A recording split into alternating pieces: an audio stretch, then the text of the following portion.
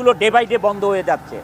আপনারা জানেন ওই আন্দোলনে সাভারে, আশুলিয়াতে, গাজীপুরে 230 থেকে 240টা এই ধরনের গ্রুপ অফ ইন্ডাস্ট্রি বন্ধ করে দিয়েছে মালিকরা।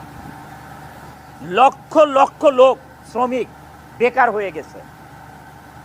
কিছুদিন আগে আমি শ্রমিক লিডারদেরকে বক্তৃতা দিতে শুনলাম যে বন্ধ ইন্ডাস্ট্রিগুলি খুলে দিতে হবে। আরে সে মালিক এখন কেন খুলে দিবে? এখন কেন গার্মেন্টস মালিকরা ইন্ডাস্ট্রি খুলে দিবে?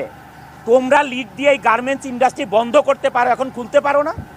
একটা ইন্ডাস্ট্রি বানাতে পারো না? বানায় তাদেরকে চাকরি দাও। একটা ইন্ডাস্ট্রি এরকম করে বানায় তাদেরকে চাকরি দাও না পারলে। এখন কেন গার্মেন্টস মালিকদেরকে খুলতে হবে এইসব বন্ধ ইন্ডাস্ট্রি? আমরা বেতন বোনাস ঠিক টাইমই পাচ্ছি, কিন্তু কিছু সন্ত্রাসী গোষ্ঠী, বিভিন্ন উচ্ছৃঙ্খল গোষ্ঠী আমাদের কাজ করার জন্য বাধাপ্রাপ্ত হয়। তারা বিভিন্ন সময় মেইন সুইচ অফ